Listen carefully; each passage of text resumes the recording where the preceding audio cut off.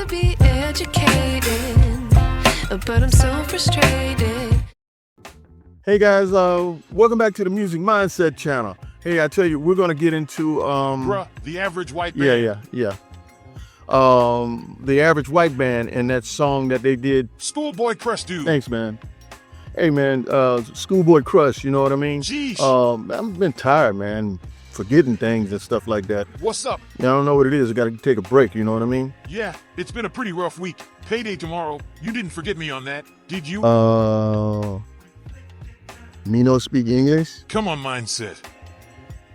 Let's get into this Schoolboy Crush by Average White Band and look at what it took to make it dude right and how here. hot that song was. We're gonna do a breakdown, so make sure you hang around to the end. Bro, I can't be broke for the weekend, dude.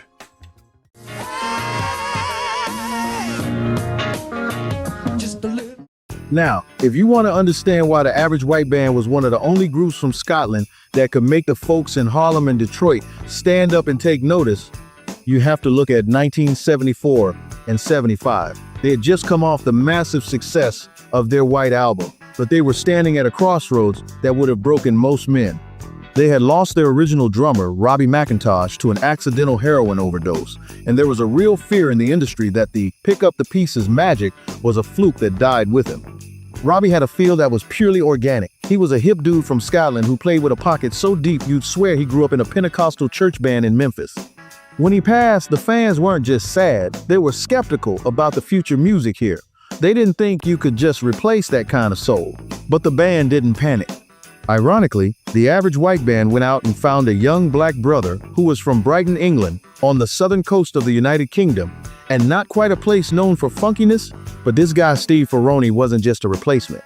He was a whole different musical creature.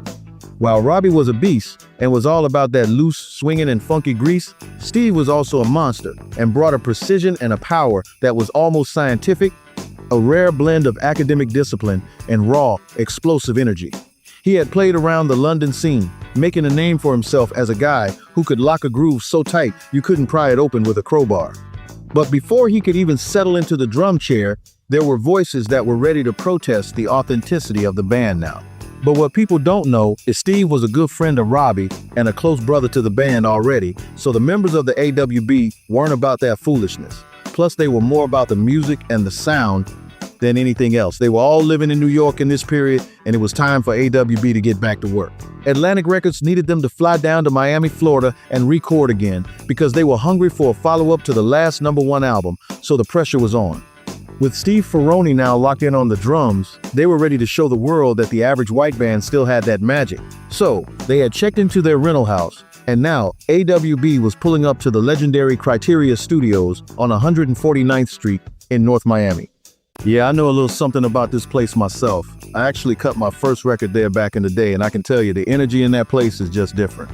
If you searched, you would see some of the biggest songs ever made were recorded there. That was a hit factory, plain and simple. In fact, it's now officially even named that today. But when AWB walked in with the legendary producer Arif Mardin in 1975, they wanted to create something that felt like that Florida heat. Heavy, humid, and thick enough to wear, and most of all, full of funk you could almost smell through a pair of speakers. They were still mourning a band brother, while trying to prove to the world that they weren't a one-hit wonder. Man, honestly, these cats were fighting for their ongoing reputation. But the Miami sessions were going to be defined as a heavy atmosphere of grief-based creative tension in the beginning. During the recording of the Cut the Cake album, it was getting so bad that producer Arif Mardin considered pulling the plug on the entire project because the emotional strain was so high. But smarter heads prevailed, and they ended up leaning on their grit and into Steve Ferrone's strengths. And that's part of how we ended up with the track we're talking about today.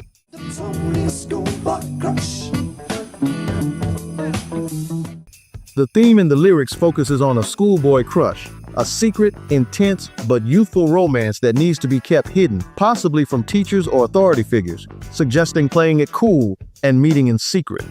Despite the song's effortless sound, the band actually kept struggling with it a lot during recording, having to complete as much as 30+ takes in a night. And after all that grinding, they were all burnt out, yet the groove was still nowhere to be found. Producer Arif Mardin saw the problem and told them to go eat, get a drink, and refresh themselves back at the house and come back the next day. They returned the following late afternoon and started warming up, doing a run-through of the song for a few minutes. Arif then told them to go ahead and start a recording take. But the same problem started again. They were playing even more frustrated, overthinking the beat, until they finally just gave up. Now luckily, engineer Gene Paul, who was the son of the great Les Paul, secretly had the reel spinning from the beginning of this session. And without the pressure of the red light being on, he noticed that the band was pretty relaxed during the warm-up and easily fell into an effortless pocket. So, he asked them if they wanted to hear what he heard, and when they all listened to the playback, everybody in the room realized that the masterpiece they'd been chasing all along had accidentally already been recorded. They had done it in the run-through. Crazy, right? And then, Schoolboy Crush hit the airwaves in the summer of 1975. A little bit of this Schoolboy Crush thing. It was the lead single from the Cut the Cake album, and it made its presence felt immediately.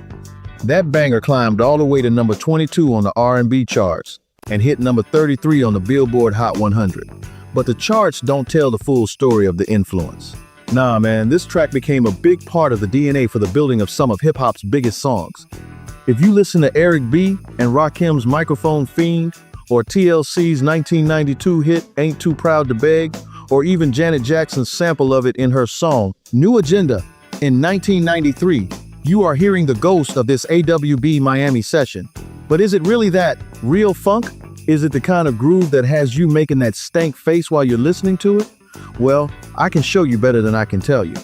We can look and listen to the grease on the gears and find out how 5 guys from Scotland, with the help of Steve Ferrone, created one of the most sampled loop in history. So, let's go ahead and open up the hood here and see what kind of engine is running this funk. We have to start with the foundation, the bottom, and that is the bass guitar. Now, on this track, the bass duties fell to Hamish Stewart. On most songs, Hamish and Alan Gorey are like a tag team, but here, Hamish is holding down the fort with basically just a 3-note masterpiece.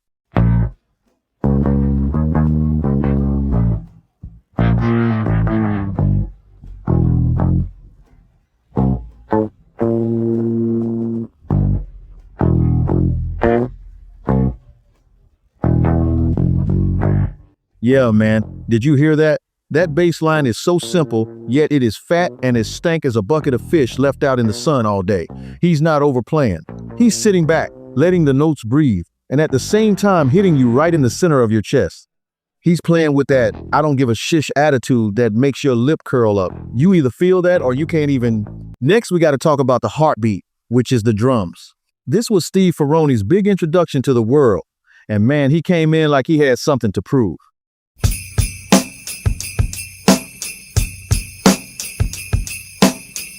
Now that's a pocket.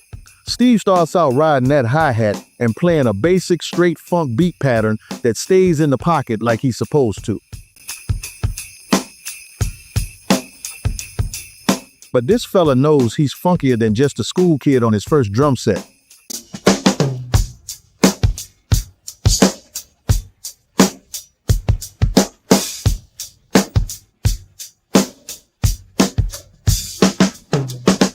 He played this part like his mama was being held for ransom and he had to funk his way out of the situation. And check this out, Steve actually tied sleigh bells to his drumstick. You don't hear them clearly until the end, but they're there, adding a tiny bit of shimmer to that heavy grit.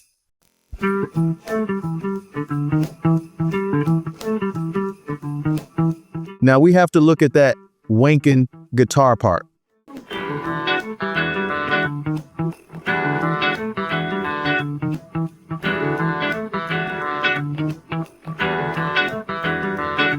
This is where the real funk lives, and it's what gives the song its teeth.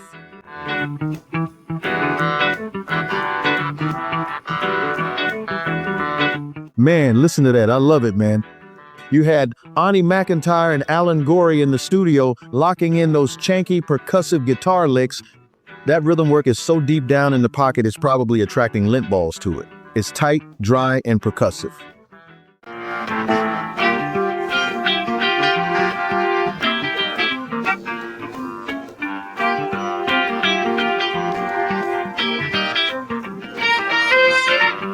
This is what they call that chang-a-ling style. It's like a clock that never misses a second.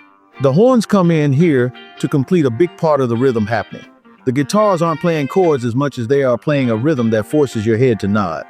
This is kind of the gist of the James Brown Band's sound.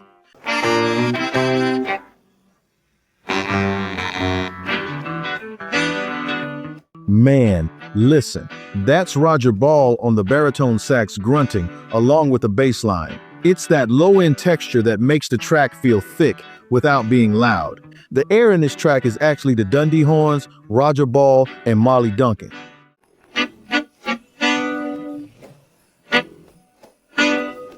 They aren't playing a melody, they're playing a texture. It's that James Brown horn philosophy, but a little more mellow. And it gives the song a sophistication that balances out the stank. Meet me in the playground at 3:45. Wait till everybody's long gone. And finally, we have the vocals. This is where the soul really comes through and tells the story of that young, innocent crush.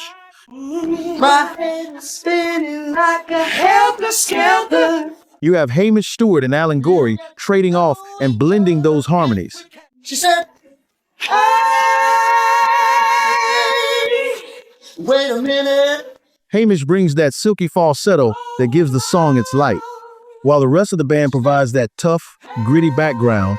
It's the perfect balance of sugar and grit. They finally sounded like they were having the time of their lives, finding their way forward and creating a new legacy after a time of great loss. Now, keep in mind, Arif Mardin and Jerry Wexler had told these guys to stop overplaying because all those extra notes wouldn't make people dance, so take them out. And by now, what was left was a skeletal masterpiece. Man, listen. This track was so hard to capture that they did over 30 takes at Criteria and couldn't nail it. The funk doesn't come when your head ain't right. Remember, the version you're hearing was actually from the rehearsal run-through.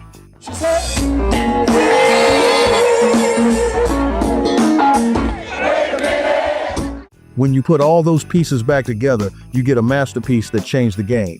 It's a legacy that started in a studio in 1975 and is still vibing in 26. It's proof that even when the lineup changes, if the mindset is right, the funk will live forever. Yeah, man. And that Janet Jackson thing, they're talking about the sample that she did with Schoolboy Crush. I just don't hear it in the song. It's so minute and so insignificant for her to have to pay all that money for use of a sample. But that's the way the business goes, man. But Schoolboy Crush and the Average White Band, those guys were an incredible group of musicians, and some of them are still around working hard. And that song right there, man, I tell you, in certain urban communities, man, that thing is still hot today. Hey, I hope you appreciate this and come back to the Music Mindset channel. I'm gonna have to go give me some rest.